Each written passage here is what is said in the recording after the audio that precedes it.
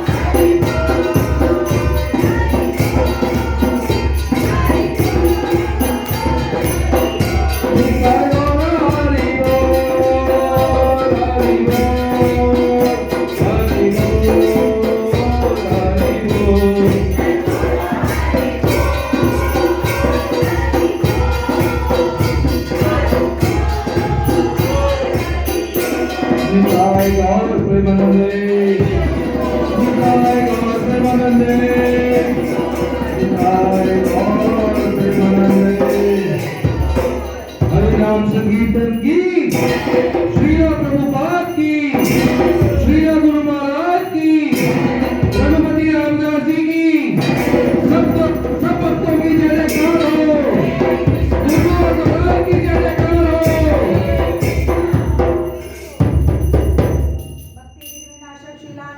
भगवान की राजनाथ महाराज की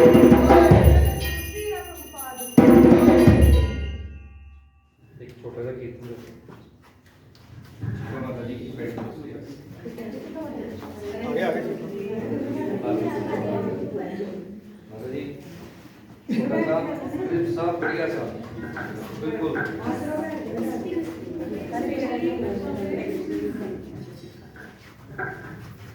इधर की लाइट देख लो जगती है तो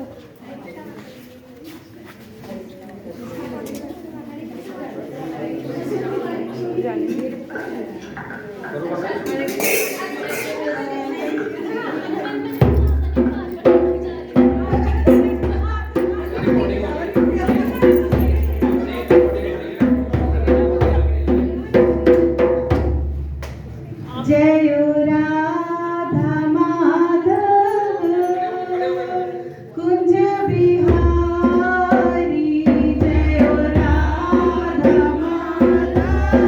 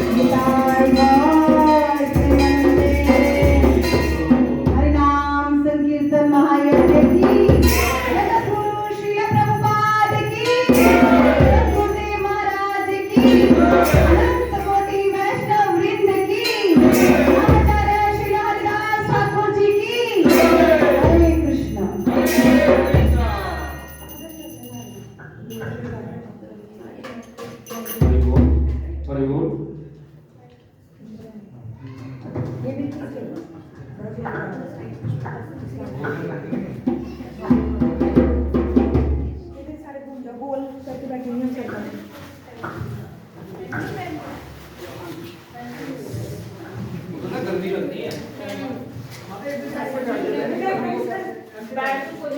पंखे नहीं चले इन्वर्टर फेल हो जाता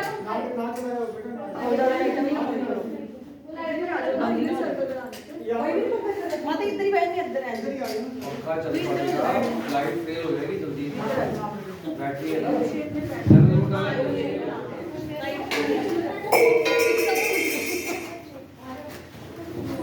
आपको आगे आ जाओ।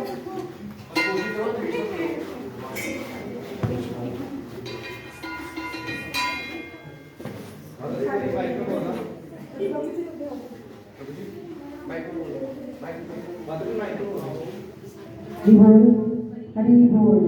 हरि बोल।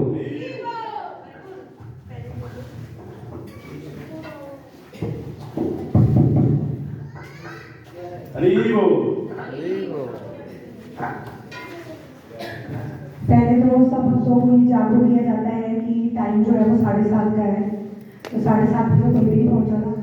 10 मिनट कम 8 पे हम लोगों ने जो है आरती स्टार्ट किया, हम सबकी वेट करके। तो पंडित जी ने मना कर दिया। पंडित जी कह रहे हैं कि अगली बार से हम 9 बजे से पहले मंदिर बंद करना है, तो टाइम थोड़ा और अर्ली करना पड़ेगा। तो टाइम जो है वो फिर 6:30 से 8:30 हम रखेंगे फिर, क्योंकि 1.5-2 घंटे तो लग ही जाते हैं। 6:30 से 8 या फिर 7 से 8:30, 7 से 8:30 ठीक है।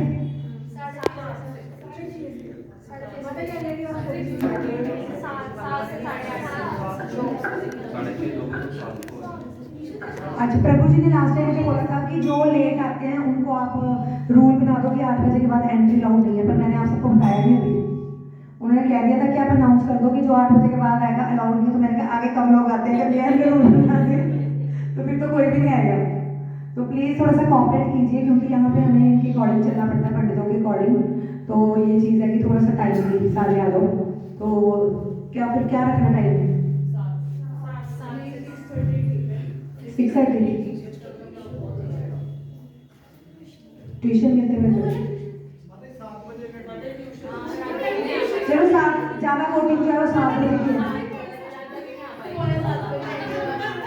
7 बजे का मतलब 7 बजे है, 7 बजे से लेट मत आओ प्लीज। 7 बजे से लेके 8:30 बजे तक हम लोग कर लेंगे, और 8:30 बजे प्रसाद करके तो 9 बजे हमें दरवाजा बंद करना होता है। तो 7 बजे से लेके 8:30 बजे तक, तो 7 बजे प्लीज सभी आ जाएगा। 7 बजे एग्जैक्टली जो है वो गौर आरती हम स्टार्ट कर देंगे। तो आज भी गौर आरती हम केवल ये सोनिया माता जी थे, अंजू माता जी और हमारा परिवार, हम सब ने इतने लोगों ने मिलकर स्टार्ट की। तो भगवान भी वेट कर रहे होते हैं भक्तों की। हफ्ते के बाद हमने आना होता है भगवान की गौर आरती करने हैं, तो प्लीज़ थोड़ा सा भगवान को वेट थोड़ी मत करवाइए। तो सबने टाइमली पहुंचना है अगली बार से 7 से 8:30। बाकी प्रभु जी से एक बार परमिशन ले लूँगी। अभी हम वैसे ही एक इनफॉर्मल वे से ये सलाह कर रहे हैं, बाकी जैसे प्रभु जी कहेंगे वैसे फिर हम लोग कर लेंगे, ठीक है। तो अब 8:15 तो हो गए हैं, एक माला फिर फटाफट कर ले। देखो जो जो शेड्यूल्ड है वो फिर हो नहीं पाएगा। एक माला फटाफट कर ले, थोड़ी स्पीडली करनी, जो स्पीडली कर सकता है ना वो स्टार्ट करे माला। माला एक कर लो, रहने दे माला फिर।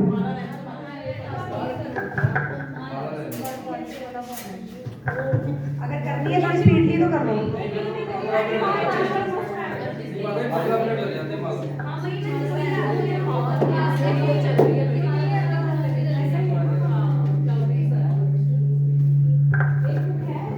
नजर नहीं आ रहा सजीव, प्रभु जी इंटेलिजेंस स्टूडेंट नजर नहीं आ रहा। कुणाल आप इधर आओ, ये तुम पीछे करो। आज हम स्टार्ट करने जा रहे हैं पार्ट 2। जिन जिन के पास बुक्स नहीं है वो शेयर कर लीजिए। ये हमारी जो आज पहली बार आए हैं, मैं आपको बता दूं, आप सबका स्वागत है भक्ति वृक्ष की कक्षा में। भक्ति वृक्ष का क्या मतलब है? जैसे पहले क्या होता है, वृक्ष का क्या होता है, पहले तना होता है, फिर धीरे धीरे उसकी ब्रांचेस बनती हैं। तो ऐसे ही एक भक्त से आगे आगे आगे जो है हम और भक्त जो है वो बढ़ाते जाएंगे। भक्ति वृक्ष मतलब भक्ति का वृक्ष बनाना। पहले एक से फिर आगे ब्रांचेस आगे जो है वो बनती जाएंगी। तो हम पिछली बार पार्ट 1 जो है वो कवर अप कर चुके हैं। तो जिन लोगों ने, जिन भक्तों ने PDF शेयर किया था, उनके लिए हम एक बार हरि बोल बोलेंगे। आप सबको बता दूं कि सबकी PDF जो है प्रभु जी के पास जा चुकी हैं। प्रभु जी को पता चल गया कि डेडिकेटेड स्टूडेंट्स कौन से हैं, कौन जो है वो सीरियस वे से इसको क्लास को कर रहा है। तो उन सब भक्तों के लिए हरि बोल। तो आज का ये पार्ट 2 आरंभ करने से पहले एक बार हम प्रभुपाद जी का प्रणामी मंत्र बोल लेते हैं। नमो ओम विष्णुपदाय कृष्ण पृष्ठाय भूतले श्रीमते भक्ति वेदांत स्वामी निति नामिने नामस्ते सरस्वती देवी गौरवाणी प्रचारिणे निर्विशेष शून्यवादी पाश्चात्य देशकारिणे। जय श्री कृष्ण चैतन्य प्रभु नित्यानंद श्री अद्वैत गदाधर श्रीवासादि गौर भक्त वृंद। हरे कृष्णा कृष्ण कृष्ण हरे हरे हरे राम राम राम हरे हरे। कुणाल आप नजर नहीं आ रहे पिछले लोग, आप इधर बैठो। वैष्णवी आप आगे आओ थोड़ा, इधर बैठो आप आकाश बाबू के साथ। हाँ पीछे पीछे चलो। इस कक्षा का एक रूल है कि हम सबको गोलाकार में बैठना है ताकि हम सब एक दूसरे को देख सकें, इंटरेक्ट कर सकें। तो पहले हम उधर ही बैठते थे, आज उधर लाइट नहीं है तो इस वजह से हम लोग इधर बैठे हैं। सबसे पहले इसमें इस्कॉन के बारे में एक इंट्रोडक्शन दिया गया। सभी अपने बुक्स पे पेज नंबर 14 पार्ट 2। इस्कॉन अंतरराष्ट्रीय कृष्ण भावना अमृत संघ। इस्कॉन की स्थापना श्रीमद A.C. भक्ति वेदांत स्वामी प्रभुपाद ने सन 1966 में जुलाई में की थी। इस्कॉन की संस्थापना निम्नलिखित कारणों के लिए की गई है। उद्देश्य क्या था इस्कॉन स्थापना करने का? नंबर 1, भगवत गीता एवं श्रीमद् भागवतम पर आधारित कृष्ण भावनामृत का प्रचार। भगवान श्री कृष्ण श्री चैतन्य महाप्रभु की शिक्षाओं के अनुसार संकीर्तन आंदोलन का प्रचार। मैगजीन, किताबें, पत्रिकाएं तथा अन्य लेखनों का प्रकाशन एवं वितरण। तो इसके वैसे तो 7 उद्देश्य हैं इस्कॉन के, बट यहाँ पे 3 जो हैं इम्पॉर्टेंट। अगर आपसे कोई पूछता है कि इस्कॉन काम क्या करता है, उसके उद्देश्य क्या हैं, तो आप ये चीज़ें बता सकते हो कि श्रीमद् भगवत गीता और भागवतम का जो है वो जन जन तक उसका प्रचार करना, उसके बारे में बताना। क्योंकि भगवत गीता में क्या है, हमारे जो हम जीवन में जो संघर्ष कर रहे हैं, जो उलझने हैं, उन सबको प्रॉब्लम्स का जो सोल्यूशन है वो भगवान श्री कृष्ण ने अर्जुन को दिया। अर्जुन के माध्यम से क्यों समझाया? क्योंकि अर्जुन भी गृहस्थ था और हम सभी क्या हैं, गृहस्थ। अगर हम सोचें कि वो तो अलग से था, वो राजा था या ब्रह्मचारी था, हमारा लाइफस्टाइल अलग है, तो नहीं, वो भी हमारी तरह ही था। उसका भी घर बार था, वो भी गृहस्थ था। जो उलझने उसको थी वो हम सबको है। तो अगर हम अपनी लाइफ के डे टू डे सोल्यूशंस चाहते हैं प्रॉब्लम्स का, तो हमें भगवत गीता जरूर पढ़नी चाहिए अपनी लाइफ में। 5 से 7 मिनट अगर हम रोज भगवत गीता को देंगे तो हम 1 साल के अंदर अंदर जो है अच्छी तरीके से उसको पढ़ सकते हैं। एक बार नहीं, इससे ज़्यादा भी आप कर सकते हैं। दूसरा, भगवान श्री चैतन्य महाप्रभु की शिक्षाओं के अनुसार संकीर्तन आंदोलन का प्रचार। हमारा जो प्रयास है वो ये नहीं कि हम बोरिंग एक तरीके से बैठ के एक शिक्षा देते हैं या प्रचार करते हैं। हमारा क्या है, संकीर्तन आंदोलन। अब जैसे आप लोग आए हो तो आरती में ये तो नहीं है ना कि हम लोगों ने डांस नहीं किया या हम लोगों ने एंजॉय नहीं किया, भगवान के नाम पर हमने झूमे भी हैं, गाए भी हैं, सब कुछ किया। तो क्या है, हमने बोरिंग नहीं, हमारा क्या है, फास्टिंग, फीस्टिंग एंड डांसिंग। इस तरह करते करते हम भक्ति सीख लेंगे और पता भी नहीं चलेगा। हमारे जो प्रभु जी हिज ग्रेस रघुपति रामदास जी जो अमृतसर से आते हैं, जब वो लेक्चर करते हैं तो कोई बोरियत नहीं होती। वो day to day life experience हमारे साथ शेयर करते हैं, जिससे हमें पता चलता है कि हाँ, हमें कैसे इन चीज़ों से बाहर निकलना है। लवली माता जी, आप मुझे नजर नहीं आ रहे हैं। आराध्या, आप थोड़ा सा इधर हो जाओ, थोड़ा सा। मैगजीन, किताबें, पत्रिकाएं और अन्य लेखनों का प्रकाशन, बुक डिस्ट्रीब्यूशन जो जिसे हम कहते हैं ना। तो आप लोगों को पता ही होगा कि हमने तो कुछ महीने पहले हमने भगवत गीता डिस्ट्रीब्यूशन का कैंप्स लगाए थे। कुछ माता जी ने हमारे साथ जो था वहाँ पे सपोर्ट भी किया था, तो बहुत आनंदमय रहा था वो हमारा भी जो एक्टिविटी थी। उससे क्या होता है कि जो तो उसमें सेवा देना चाहते हैं, कोई 100 देना चाहता है, 200 देना चाहता है, हम उसको एक्सेप्ट कर लेते हैं। अगर कोई नहीं भी देना चाहता तो फ्री ऑफ कॉस्ट हम उसको भगवत गीता, क्योंकि प्रभुपाद जी ने क्या बोला कि जो मेरे ये ग्रंथ है ना, ये क्या है, टाइम बॉम्ब। ये क्या करेंगे, टाइम के साथ कभी ना कभी, टाइम बॉम्ब का कभी ना कभी फटता ना, वो जब उसका टाइम कवर अप हो जाता है, कुछ सेकंड्स के बाद, कुछ मिनटों के बाद। कोई टाइम बॉम्ब का टाइम ज़्यादा लंबा सेट किया होता है घंटों के हिसाब से, कुछ का मिनट्स के हिसाब से सेट किया होता है। तो कई बार आप देखते हो कि हमारे घरों में हमारे दादा परदादाओं को टाइम की भी बुक्स पढ़ी होती है। हरी बोल, बुक्स पढ़ी होती है। तो क्या होता है, हम कई बार अपने वो निकालते हैं ना जब बुक्स, तो मन करता है ना, चलो एक बार खोल के देखिए इसमें क्या है। तो प्रभुपाद जी यही कहते हैं कि आपका क्या उद्देश्य होना चाहिए कि मेरी लिखी हुई बुक्स घर घर तक पहुंचाओ। जब आप पहुंचाओगे तो कोई ना कोई कभी ना कभी उन बुक्स को पढ़ेगा, और जिस दिन वो बुक्स खुल गई तो कृष्ण भावनामृत का उस घर में संचार हो जाएगा। तो हमारा क्या उद्देश्य होना चाहिए कि बुक्स को, प्रभुपाद जी की जो द्वारा लिखित बुक्स है, उसको हमें जन जन तक पहुंचाना। और पहुंचाने के बाद हमें खुद भी उसको पढ़ना है।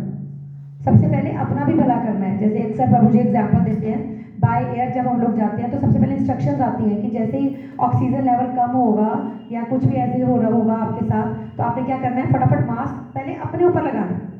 उसका क्या रीजन रहता है, पहले हम खुद बचेंगे तो ही अपने साथ वाले को बचाएंगे ना। ठीक है प्रभु जी, समझ आ रही है? जब हम बाय एयर गए थे तो पहले क्या करती थी, एयर होस्टेस हमें वो बताती थी, कैसे बताया था माता जी, तरह करके बताना, 2 दरवाजे आगे, 2 दरवाजे पीछे, 2 दरवाजे, तो सभी उनकी तरफ देख के हंस रहे थे। ठीक है, फिर वो कह रहे थे कि मास्क कैसे ऊपर से गिरेगा, तो आपको बाय एक्शन वो लोग सिखाते हैं, ऐसे आपको मास्क लगाना है। तो उसमें वो हमें बताते हैं कि हमने क्या करना है। नहीं चल रहा मुझे, थोड़ा स्लो है। तो उन्होंने क्या कहा था कि हमें क्या करना है, हमें इस पहले मास्क खुद को लगाना है। अगर हमें खुद को लगाएंगे तो पहले हमें सांस आनी शुरू होगी, तभी अपने बच्चों को, अपने घर वालों को सेव कर पाएंगे। हाँ जी ठीक है। तो ये जो है हमें क्या चीज़ करनी, खुद भी पढ़नी है ये पुस्तकें। ये नहीं कि बस घर घर तक पहुंचा दो कि ठीक है प्रभुपाद जी का मिशन कंप्लीट हो गया, नहीं। तो क्या अब जैसे हम लोगों ने अक्सर, जो हम सभी हैं, हम सब ने क्या किया हुआ है, सारे ग्रंथ अपने घर इकट्ठे कर लिए हुए हैं। श्रीमद् भागवतम, चैतन्य चरितामृत, प्रभुपाद लीला अमृत, भगवत गीता। तो मैं तो जब अपने वो ना ड्राइंग रूम में मैंने पूरी अलमारी में सजाई हुई है, तो जब भी कोई आता है ना तो वो कहता है कि लॉ कौन कर रहा है आपके घर में। तो मैं कहती हूँ लॉ हम लोग ही कर रहे हैं। बट वो जब मैं बुक्स देखती हूँ ना, तो सच में मेरे ना, कहते हैं ना, वो दिल में चीज़ सी उठती है कि क्या मैं अपनी लाइफ टाइम में सारे ग्रंथ पढ़ पाऊंगी। अगले पल का हमें पता नहीं कि हमारा क्या बनना है क्या नहीं। और ऊपर से जो हमारे शरीर की हालत है, आई साइट वीक हो रही है, या जैसे जैसे टाइम बीतता है हमारा जो सिस्टम है हमारा नहीं साथ दे पा रहा, तो क्या हम वो चीज़ें कर पाएंगे। तो क्या कहते हैं कि जो करना है अभी करें, हम ज़रूर कोशिश करनी चाहिए। चाहे वो मैं भी नहीं कर पाती हूँ, हम लोग वही करते हैं जो प्रभु जी हमें करवाते हैं, भगवत गीता या भागवतम। उसके अलावा बुक रीडिंग का टाइम नहीं मिलता, बट मन में ये ज़रूर चीज़ आती है कि टाइम देना चाहिए हम लोगों को, तभी जो है हम वो कवर अप कर पाएंगे जो हमने सोचा हुआ है। ये तो लाइफ इज़ टू शॉर्ट, आजकल तो बिल्कुल पता नहीं है। अभी हम लोग कल भी किसी के घर गए हुए थे, तो उसकी वो क्या वो बता रही थी, कहती मेरी मदर बिल्कुल ठीक, खाना बनाया, चाय वगैरह पी हमने, कहते अंदर से उसने मुझे आवाज़ ही लगाई है कि मुझे ठंड लग रही है, ब्लैंकेट दे दो। कहते जैसे ही मैं अंदर गई, उन्होंने सांस अजीब तरीके से लेना शुरू कर दिया, मेरे हाथों में उनके प्राण निकल गए। तो सोचो कि क्या क्या है हमारी लाइफ का, बिल्कुल भी पता नहीं है। लेकिन हम लोग ये सोचते हैं कि नहीं नहीं 70 तक तो जी रवांगी, हाले तो बड़ा टाइम है, 30 साल तो है मेरे को, 40 साल की मैं है, 30 साल तो है। हाँ हाँ, साड़ी मम्मी भी 17 तो बाद ही गए ने, 30 साल तो है। बट जरूरी नहीं है कि अगर मम्मी 17 तो बाद गई तो हमने भी 70 के बाद ही जाना है। तो जितनी जल्दी हम हो सके हमें अपने जीवन के उद्देश्य को समझना है, मंगल आरती में पार्टिसिपेट करना है। क्योंकि जब मंगल आरती जब हम लोग आते हैं ना, तो एक एफर्ट हमें लगता है कि हमने भगवान के लिए कुछ एक्स्ट्रा अपनी कंफर्ट जोन से निकल के कुछ किया। क्योंकि अगर आपने 5 सवा 5 पहुंचना है तो डेफिनेटली आपको 4 बजे, 3:30, पौने 4 या 4 बजे तक अलार्म तो लगाना पड़ेगा। परसों हम लोग, मैं और प्रभु जी ना, हम लोग कहीं गए हुए थे, तो रास्ते में एक कपल हमें मिला। तो हम, तुम्हारी तो यही काम है कि हमने जहाँ जाना वहाँ प्रचार या और तो कोई काम अब हम दोनों को रहा नहीं। तो मैं आगे प्रभु जी कहते, प्रभु जी वैसे ही हम रहते घर पे हैं, पर काम हमारे फुल टाइम ड्यूटी से नहीं है, तो जहाँ भी जाना हमने यही बातें करनी। तो रास्ते में मिला कपल, तो हमने बोला कि ऐसे आप आया करो, मंगल आरती होती है। तो कहते कहाँ पे, मैंने कहा इस्कॉन का। मैंने कहा, कहते इस्कॉन पठानकोट में आ गया। मैंने कहा लो, इतनी साल से ज़्यादा हो गया है, आपको पता ही नहीं है। तो साथ में हस्बैंड था, मैंने कहा हम लोग शॉप पे आते हैं, बताते हैं। कहते इन्होंने मुझे बताया नहीं। मैंने कहा चलो माता जी आप आना, फिर मंगल आरती होती है सुबह 5:15। कहते अच्छा 5:15, तो फिर आप लोग उठते कितने बजे हो? मैंने कहा हम 4 बजे। तो पता है आगे से क्या कहती, चलो जी चलो। वो ऐसे भागे वहां से, चलो जी चलो चलो चलो, ऐसे 4 बजे उठ सकते हैं। मैं कहा माता जी आपने कहीं घूमने जाना हो तो मतलब वो बाइक धीरे धीरे चलाई जा रहा है और पीछे से बोली जा रही हूँ। मैं कहा आप चाहते नहीं आप गोवा जाना हो 4 बजे उठते? ना ना ऐसे नहीं जाते, ऐसे नहीं जाते। मैं कहा 2 मिनट रुको, ना ना ना नहीं आना, नहीं आना। मतलब वो लोग ऐसे भागे, मैं आपको बता नहीं सकती। 4 बजे का नाम सुन के हम 4 बजे नहीं उठ सकते। बट अगर हमें कोई जीवन की इमरजेंसी पड़ जाए तो क्या हम 4 बजे नहीं उठेंगे हम लोग? अगर सांस ही आना बंद हो जाए तो फिर उठ के नहीं जाएंगे क्या हॉस्पिटल? बट अभी हमें लगता है कि नहीं, अभी हम वो टाइम कर सकते हैं, हम लोग सुबह 1 घंटा लेट उठ जाएंगे, कोई बात नहीं।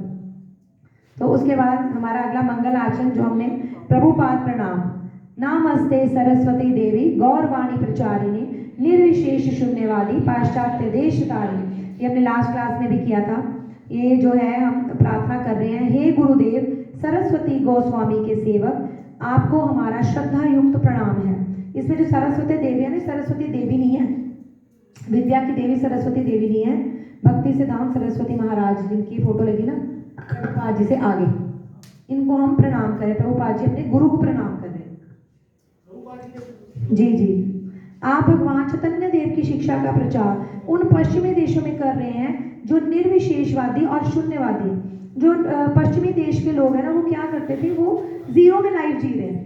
जीरो आप समझ सकते हो ना, नीचे नेगेटिव होता है और ऊपर पॉजिटिव, तो बीच में जीरो, मतलब ना वो आनंद में है ना वो शोक में है, वो उनको पता ही नहीं लाइफ क्या है, कैसे हमें जीनी है, भगवान का कोई आकार भी है कि नहीं है, भगवान को हम कैसे समर्पण कर सकते हैं, क्या आनंद की अनुभूति है। तो ये जो था सारा प्रचार वहाँ पे प्रभुपाद जी ने किया पश्चिमी देशों में, और घर घर जाके हिप्पियों से शुरुआत की। और आज आप देख सकते हो कि जो सारे फॉरेनर्स हैं वो किस वेशभूषा में, वो साड़ीज में और धोतीज में, और हम लोग किस में जा रहे हैं, हम वेस्टर्न में जा रहे हैं। हमारे बच्चे क्या डाल रहे हैं, शॉर्ट्स, मिनी स्कर्ट्स, और उनके बच्चे क्या डाल रहे हैं, उनके बच्चे धोती कुर्ता गुरुकुल जा रहे हैं। तो ये फर्क आ रहा है हमारी सभ्यता में और उनकी सभ्यता में।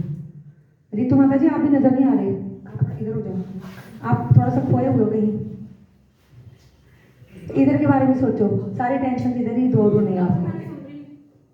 क्वेश्चन भी पूछ रहे मैंने भी। हरे कृष्ण, आगे कीर्तन है, हरे कृष्ण महामंत्र के कीर्तन में भाग लें और दोनों हाथों से ताली बजाएं। भगवान के दिव्य नाम का उच्चारण श्रद्धा से करें। हम ऑलरेडी कर चुके हैं, तो अगला करेंगे। चर्चा का विषय, साधारणतः किसी भी प्रवचन में केवल एक वक्ता होता है और बाकी सब श्रोता होते हैं, परंतु यहाँ ऐसी चर्चा होगी जिसमें सभी को अपने विचार व्यक्त करने का अवसर दिया जाएगा। इसलिए आप एकाग्रचित होकर चर्चा को विषय की सुने और फिर प्रश्नों का उत्तर दें। चर्चा से संबंधित कोई भी प्रश्न हो तो आप पूछ सकते हैं। त्रिविध तापें, तो अब ध्यान से आप सुनिए। त्रिविध मतलब तीन तरह के ताप, ताप मतलब दुख कौन कौन से हैं? हाँ जी प्रभु जी आपको पता है, मैं बाकी को बताएं। इस भौतिक जगत के सारे जीव, इस भौतिक जगत के सारे जीव महामाया के वश में हैं, जिसका कार्य उन्हें त्रिविध तापों के अधीन रखना है। ये ताप हैं आदि देविक क्लेश, देवताओं के द्वारा उत्पन्न किया गया क्लेश यथा सूखा, भूचाल तथा तूफान। आदि भौतिक क्लेश, अन्य जीवों द्वारा उत्पन्न क्लेश यथा कीड़ों या शत्रुओं द्वारा उत्पन्न क्लेश, तथा आध्यात्मिक क्लेश, अपने शरीर तथा मन द्वारा उत्पन्न क्लेश यथा मानसिक तथा शारीरिक अस्थिरता। तो पहले हम तीन तरह के क्लेश लर्न करेंगे। कौन कौन से हैं? आदि, आदि दैविक, आदि दैविक जो देवताओं के द्वारा दिए जाते हैं। दैविक, दैव से देवता से पता चला ना, दैविक देव मतलब नेचुरल, जो नेचुरल क्लैमिटीज हम पे आती हैं, जैसे भूचाल आ गया, सुनामी आ गई है, या और ऐसी चीज़ें कोई हमारे जो नेचुरली, जिसके ऊपर हम किसी को ब्लेम नहीं कर सकते। अगर भूचाल ही आ गया, किसी का घर ही गिर गया, तो कोई किसी को कुछ कह सकता है? नहीं कह सकता। सुनामी आ गई है, बहुत ज़्यादा बारिश आ गई, फसलें खराब होगी, हम किसी को कुछ नहीं कह सकते। हमें दुख लग गया, बट क्या कर सकते हैं हम? कुछ नहीं, इसके बारे में हम कुछ नहीं कर सकते। अगला कौन सा हमें बताया? आदि भौतिक। आदि भौतिक मतलब जो हमारे यहाँ पे रहते हैं दूसरे जीवों के द्वारा हमें क्लेश दिए जाते हैं। जैसे मच्छर काट गया हमें तो डेंगू हो गया, तो प्रॉब्लम आ गई ना, कष्ट आ गया हम पे, दुख आ गया। तो क्या हमें दुख आ गया, वो हमारा जो है कैसे जाएगा? भगवान का सुमिरन करने से ही जाएगा, पर कष्ट तो आ गया ना अभी हमें। तो ये कौन सा है? आदि भौतिक। और जैसे हमारे दूसरे जीव, देखो हमारे फैमिली मेंबर्स भी कई बार होता है, कई बार किसी की सास उसको कष्ट दे रही है, जेठानी देवरानी, तो वो भी मन में बड़े हमें कष्ट रहते हैं। ये नहीं है कि वो हमें नॉर्मल रखता है कुछ भी, ये भी हमारे ताप ही हैं, दुख ही हैं। तो इसके लिए प्रभु जी अक्सर कहते हैं कि जब आपके साथ कभी ऐसा मौका आता है ना कि आपके फैमिली मेंबर्स आपको कष्ट दे रहे हैं, तो आपको क्या करना चाहिए? आपको ये सोचना चाहिए कि शायद पिछले जन्म में, शायद क्या, डेफिनेटली पिछले जन्म में मैंने भी नहीं ऐसे कुछ ना कुछ तंग किया हुआ है, कष्ट दिया है, और अब किसकी बारी है? अब मेरी बारी है।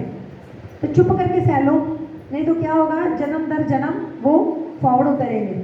आज वो जेठानी बन के आई है, कल वो बेटी बन के आएगी, अगले जन्म में सास बन के आएगी, तो आगे फॉरवर्ड होते रहेंगे। तो बेटर क्या है कि ये प्रभु ठीक है, मैं सह रही हूँ, इस जन्म में खात्मा करो, ये जो सारा हिसाब है इसको नील करो, और मुझे क्या, अपने धाम में जो है वास दो। थर्ड वाला जो है आध्यात्मिक क्लेश, आत्मिक, जो आत्मा से रिलेटेड है। तो आत्मा से रिलेटेड देखो, जो हम अगर मन अगर दुखी हो गया ना, तो उसका कहीं भी कोई सोल्यूशन ही नहीं मिलता। अगर आप पठानकोट में दुखी हो ना, डलहौजी चले जाओ, वहाँ भी दुखी हो, स्विट्जरलैंड चले जाओ, वहाँ भी दुखी हो। अब जेठानी से बच के आप डलहौजी तो चले जाओगे, और मच्छर काट रहे हैं तो ऑल आउट भी लगा सकते हो, पर जो आत्मा का क्लेश है उसका निवारण आपको इतनी जल्दी नहीं मिलेगा। अगर मन को किसी चीज़ का दुख लग गया है, कोई शोक लग गया है या कोई भी, तो वो क्या है, वो आप कहीं भी चले जाओगे आपको वो अपने साथ ही लेके जाना पड़ेगा। मच्छरों से बचने के लिए आप 10 ऑल आउट लगा लो, मच्छर भाग देंगे। ठीक है, जो हमारे दूसरे हैं, अगर नेचुरल जो हमारी चीज़ें हैं उनसे भी बचने के लिए हम कहीं ना कहीं इधर बाढ़ आ गई कहीं और चले जाएंगे, वहाँ जाके रहना शुरू कर देंगे। बट जो आत्मा का कलेश है वो हमारा जो है वो साथ साथ ही हमारे फॉरवर्ड होता है, हमारे साथ साथ ही जाता है। उसको जो झेलना है वो बहुत मुश्किल है। तो 3 तरह के ताप हमें बताएंगे। कौन बताएगा? अपने हाथ खड़े कीजिए। 3 तरह के ताप, अगर नाम नहीं भी आए, अगर आप एक्सप्लेन कर सकते हैं तो एक्सप्लेन। नजरी तुम माता जी आप बताओ। आदि आत्मा, हरी बोल। अब जब भी आपके ऊपर कोई प्रॉब्लम आएगी ना, मच्छर काट गया, तो आप अपने घर में ये बात करोगे कि कौन सा क्लेश आ गया, कौन सा ताप आ गया, है ना। तो ये जब हम अपनी डे टू डे लाइफ के साथ इन चीज़ों को रिलेट करेंगे ना, तो चीज़ें हमें लर्न होनी शुरू हो जाएगी। जैसे प्रभु जी से बताते हैं आपने श्लोक लर्न करना, जैसे डॉक्टर मेडिसिन देता है ना, ओ भवानी माता जी, जब डॉक्टर मेडिसिन देता है तो क्या कहता है कि आपने ब्रेकफास्ट के साथ लेनी है, लंच के साथ और डिनर के साथ। वैसे कोई श्लोक लर्न करना हो ना, जब आपने ब्रेकफास्ट कर लिया ना तो एक बार उसको रीड कर लो, फिर लंच कर लिया फिर रीड कर लो, फिर डिनर कर लिया फिर रीड कर लो। घर वाले चाहे आपको कहेंगे कि आप पागल हो गए हो, बट आप रीड करते रहोगे तो आपको वो लर्न हो जाएगी। फिर आप क्या देखोगे, अक्सर मेरे साथ हुआ है कि जब हम लर्न करना शुरू करते हैं ना, उठते बैठते वही श्लोक दोहराते रहेंगे, बार बार मुंह पे वही आएगा वही आएगा। एक चीज़ और नोटिस करना, आप सारा दिन श्लोक बोलोगे ना, शाम को आप टीवी लगाओगे, कोई गाना आएगा ना जब, तो गाना फटाफट आपके मुंह पे चढ़ जाएगा। तो रीज़न क्या है कि जो माया है ना, माया बहुत हैवी है, बहुत पावरफुल है। वो नहीं चाहती कि हम इतनी जल्दी जो है इन कार्यों में संलग्न हो, भक्ति के कार्यों में। तो वो क्या है, फटाफट हमारे ऊपर वो चीज़ कर देती है, कवर कर देती है, आवरण डाल देती है कि कोई भी ऐसी चीज़ कि हम क्या करते हैं, संजीवा ने मुझे सो गए हो, अच्छा ध्यान योग में, संजीव महाराज प्रभु जी के लिए हरि बोल, ध्यान योग में जाने के लिए। तो इस चीज़ से जब सुबह हम उठते भी है ना, तभी माया का बहुत गहरा पहरा होता है हम पे, तभी नहीं ना उठा जाता, लोग डरते हैं उठने से। सर्दियों में हमारी मंगल आरती स्टार्ट हुई थी 1 जनवरी को। उन दिनों में आप इमेजिन कर सकते हो कि कितनी ठंड होती है और रजाई से निकलना कितना मुश्किल होता है।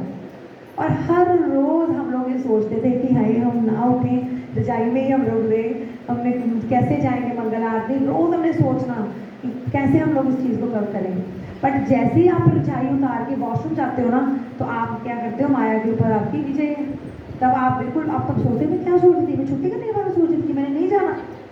तो बस वही थोड़ी सी फाइटिंग का जो टाइम है ना, वो टाइम उठने का, एक बार आप उठ के जब हिलजुल शुरू हो जाती है ना आपकी, तो वो चीज़ जो है वो कवर अप हो जाती है। तो माया से जो है, माया देवी को ऑल टाइम प्रणाम करना कि माया देवी हम आपसे नहीं जीत सकते, तो कृपया करके हमें जो है भगवान के समीप जाने दें।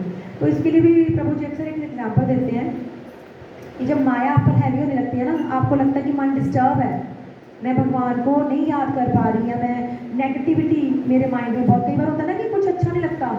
अक्सर हम लेडीज़ के साथ, माता जिसके साथ ही होता ही है, घर में क्या होता है, हमें कुछ भी अच्छा नहीं लगता है कि यार आज सब कुछ डल डल सा है या कुछ भी है। तो डैट मीन्स कि हम लोग जो है नेगेटिविटी की तरफ जा रहे हैं, माया के घेराव में जा रहे हैं, भगवान की तरफ मन नहीं लगता हमारा, ना पाठ पूजा करने का, ना बुक रीडिंग करने का, ना माला जप करने का।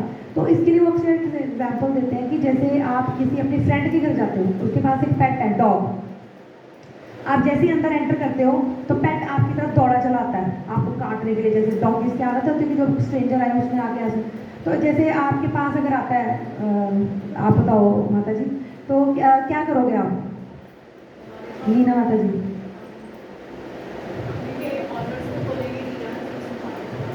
सबसे पहले तो चीख निकलेगी ना,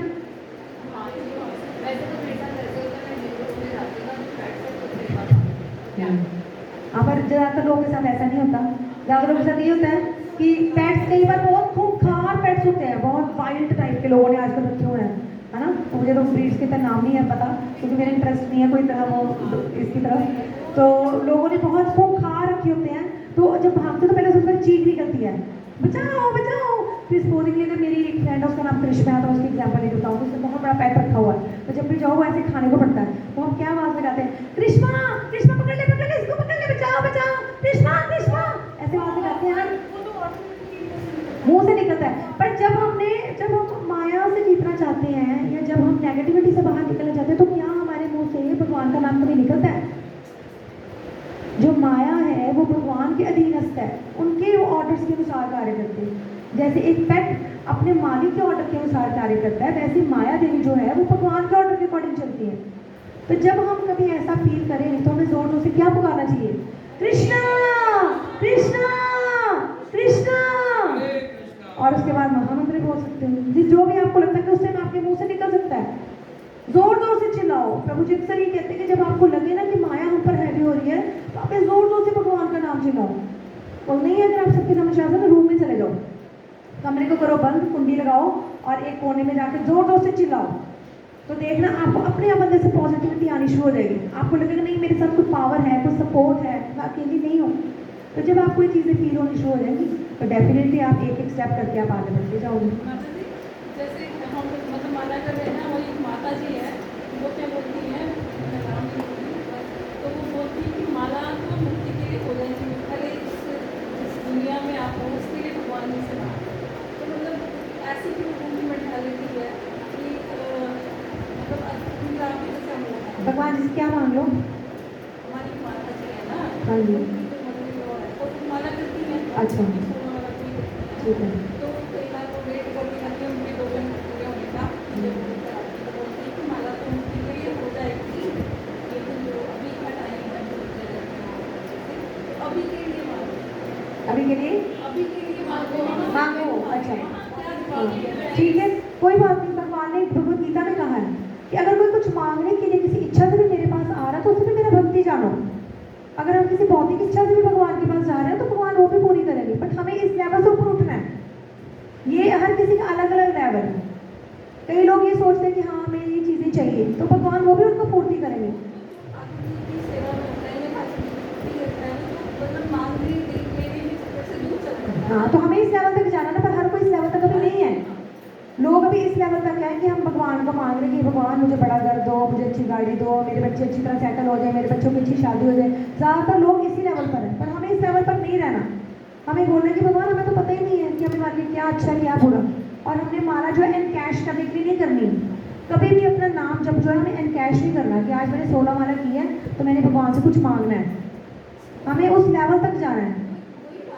अब वो माता जी कई बार बच्चों भी माला नहीं मांगते, वहाँ पे इस बात करके कहीं में कंफ्यूज हो जाता है। उनको आपने छेड़ना ही नहीं है। वो जिस लेवल पे है ना अभी उसी लेवल पे उनको रहने दो। जैसे जैसे भगवान उनको और ऊपर ऊपर प्रोग्रेस करेंगे ना, अपने आप दिव्य ज्ञान हृदय प्रकाशित हो, अपने आप उनको समझ आएगी कि नहीं अब मुझे ये चीज़ जो है मुझे नहीं मांगनी। अभी आप उनको जितना समझाओगे वो नहीं समझेंगे। इवन कि मेरे अपने फैमिली मेम्बर्स, मैं नाम नहीं लूँगी, मैं बहुत समझाने की कोशिश करती हूँ जो मेरे बहुत दिल के करीब है, बट वो नहीं समझ पाते। उनको लगता है कि नहीं अगर दुनिया में हम हैं तो हमें सब कुछ चाहिए, हमें पैसा भी चाहिए, हमें आप क्यों नहीं वो चीज़ करते, आप ज़्यादा से ज़्यादा काम करो, ये करो। बट हम लोगों का जो चीज़ है ना वो अब इस चीज़ से उठ चुका है। मेरा और प्रभु जी का हमारा तो सर में बताऊँ वो चीज़ नहीं है कि ठीक है भगवान हमें दे रहा है, खाने को खाना दे रहा है, रहने को घर दे रहा है, पहनने को कपड़ा दे रहा है ना। तो और बाकी जो बैंक में बैलेंस की बात रही तो वो तो यही रह जाना है। जो बैंक बैलेंस चाहिए वो हम लोग कोशिश कर रहे हैं इकट्ठा करने की। बाकी जो चीज़ें हम कहते हैं ना वो कर रहे हैं, जिसको कहते हैं कलेक्शन, संग्रह कर रहे हैं, तो वो जो चीज़ है वो तो वैसी वर्जित है भक्ति में। जितना हम संग्रह ज़्यादा करेंगे पैसों का उतना ही उसमें उलझते जाएंगे। तो जो जहाँ पे है अभी आप उसको डिस्टर्ब मत करो, अभी उनको खुद ही जो है वो चीज़ का जो है पता चलेगा धीरे धीरे। आपको ही चाहे चीज़ का ज्ञान हो गया आपके पुण्य कर्मों की बदौलत, तो ज़रूरी नहीं है कि हर कोई जो है आपके लेवल तक अभी इतनी जल्दी जा सकता है। तो ये भगवान का शुक्रिया करना चाहिए कि भगवान ने हम सबको चेतना दी है, ये ज्ञान दिया कि हमें इन चीज़ों से ऊपर उठने की कोशिश करनी है। इस संसार के प्रकृत विषयों में फंसा हुआ कोई भी व्यक्ति ऐसा नहीं है जो घोषित कर सके मैं दुख नहीं भोग रहा हूँ। तो कोई ऐसा है जो कह सकता कि मैं दुखी नहीं हूँ? हम सब में से जिसको लगता है कि मैं सुखी हूँ, मुझे कोई दुख नहीं है, वो हाथ खड़ा करे। आप सुखी? कोई दुख नहीं। Exceptions are always there. Hari बोल संजीव प्रभु जी के लिए। तो जनरली क्या होता है, हमें लगता है सबको वैसे कि हम सभी, कईयों को लगता है कि हम सुखी हैं। वो क्या है, वो टेम्परेरी सुखी है। जैसे होता है ना कि एक कोई पर्सन है, उसको हमने क्या किया, उल्टा लटकाया हुआ है पेड़ के साथ, और नीचे क्या है, पानी। तो उसको क्या कर रहे हैं, गोते लगवा रहे हैं, नीचे ऊपर नीचे ऊपर। जब वो नीचे जा रहा है उसको क्या फील हो रहा है, दुख। लेकिन जब वो ऊपर उठ रहा है तो उसको क्या आ रहा है, हाय शुक्र है, थोड़ी देर में बचाओ गया। है ना। इसके एक एग्जाम्पल ये भी है कि एक एक भक्त थे, तो उनको क्या हो गया, उनका बेटा बहुत ज़्यादा बीमार, बेड पे, जिसे कहते हैं डेथ बेड पे उनका बेटा, तो बहुत ज़्यादा वो बीमार, बड़ा परेशान, उनकी फैमिली में सारा एटमॉस्फेयर ऐसा, बहुत दुखी, कहते मेरे से तो दुखी कोई नहीं है। साथ ही उनके क्या हुआ, उनके जॉब से फ़ोन आ गया कि आपकी क्या हो गई है, प्रमोशन। तो उसी टाइम वो क्या हो गए, खुश हो गए, वो भूल गए थोड़ी देर के लिए कि मेरा बेटा डेथ बेड पे है, तो उस टाइम वो क्या एकदम से खुश हो गए। तो खुशी क्या है, ये जो दुखों के बीच में छोटा सा जो इंटरवल है ना, वो ही है खुशी, क्योंकि संसार में दुख सुख है ही नहीं। जब भगवान ने संसार बनाया तो उसके बाद टैग क्या लगाया, दुखालय। जैसे मदिरालय, मदिरालय में क्या मिलता है, मदिरा। शौचालय में हम क्या करने जाते हैं, विद्यालय में क्या है, तो ये क्या है, दुखालय। तो ये यहाँ पे दुख ही है, जो चीज़ जिसके लिए बनी है वहाँ पर वही है। बट कोई छोटे छोटे स्पैन आते हैं, जैसे भगवान के हम बच्चे हैं, तो हम गिर तो गए अपने कर्मों की बदौलत दुखालय में, बट वो तो हमारे पिता है ना, और थोड़े थोड़े इंटरवल्स हमें खुशियों के भी बीच में देते हैं कि ताकि हम लोग फील कर सकें। पर हम अगर ये सोच रहे हैं मैं तो सुखी हूँ, मुझे तो मैं तो इतने रहना है, मैं तो जन्म दर जन्म ले जाने हैं, मैं नहीं बाहर निकलना इस भवसागर, तो फिर हमसे ज़्यादा मूर्ख और कोई नहीं है। हमें अगर हम वो दुख को फील करेंगे ना, तभी सोचेंगे कि मुझे इस भवसागर से बाहर निकलना है। जब ये चीज़ हमारे दिमाग में आएगी, तभी हम प्रयत्न करना शुरू करेंगे यहाँ से बाहर निकलेगा, तभी हम नाम जब शुरू करेंगे, तभी तपस्या शुरू करेंगे। तपस्या ये नहीं कि हमने जंगलों में जाकर करनी है। तपस्या का मतलब है भगवान की प्रसन्नता के लिए अपनी कंफर्ट जोन से बाहर निकल कर कोई कार्य करना। जैसे एग्जाम्पल दी थी मंगल आरती, तो वो है तपस्या। तपस्या डजंट मीन कि हम सब छोड़ छाड़ के जंगल में चले जाएं। मैं किसी को भी ये कहने के लिए चुनौती देती हूँ, इस प्रकार जगत में प्रत्येक व्यक्ति दुख भोग रहा है किसी न किसी ढंग से। यदि ऐसा ना हो तो इतने प्रकार की औषधियों का विज्ञापन क्यों है? कहते फिर मेडिसिन ही ना बने। अगर किसी को कोई दुख ही नहीं है, कोई बीमार ही नहीं होगा, तो फिर मेडिसिन क्यों बन रही है, उसकी क्यों इतनी ऐड आ रही है टीवी में? दूरदर्शन पर लोग सदैव शांति प्रदायक और दर्द विनाश करने वाली औषधियों का विज्ञापन देते रहते हैं। अमेरिका और अन्य पाश्चात्य देशों में ये इतनी विकसित हो गई हैं कि वहाँ दर्द मिटाने की दर्जनों गोलियां हैं। इससे सिद्ध होता है कि सर्वत्र दुख अवश्य है। तो जब हम कहीं भी जाते हैं, हर कोई मेडिसिन खा रहा है ना, वेस्टर्न कंट्रीज में भी खा रहे हैं, गाँव में भी खा रहे हैं, शहर में भी खा रहे हैं, इसका मतलब बीमारी तो सबको हो ही रही है। तो दिस प्रूव्स, जैसे हम मैथ्स की थ्योरम करते हैं ना, लेट सपोज, और एंड में क्या करते हैं, हैंस प्रूव्ड। तो हैंस प्रूव्ड कि क्या है, दुख और बीमारी हर जगह ही है।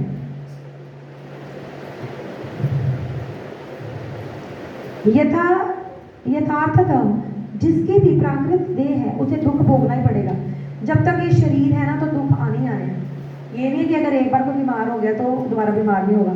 अक्सर मेरे छोटे बच्चे जब बीमार होते हैं ना, ये बहुत रोते हैं, मम्मा हम कब ठीक होंगे, मम्मा हम कब ठीक होंगे, मैं कभी बीमार नहीं होना चाहता। तो इनको ये बोलती हूँ कि बेटा ये थोड़ी आपने एक बार बीमार होना है, अगर आज बीमार हुए हो तो कल को फिर हो ही सकते हो, और होना ही है। तो आपको ये चीज़ प्रिपेयर रहना है कि ठीक है भगवान जी आपको जल्दी जल्दी ठीक करें, बट ये नहीं है कि आप सोचो कि मैं कभी बीमार ही नहीं होगा। जब तक हमारी ये बॉडी है, जब तक हमारा ये शरीर है, तो ये दुख हमारे साथ साथ ही रहेंगे।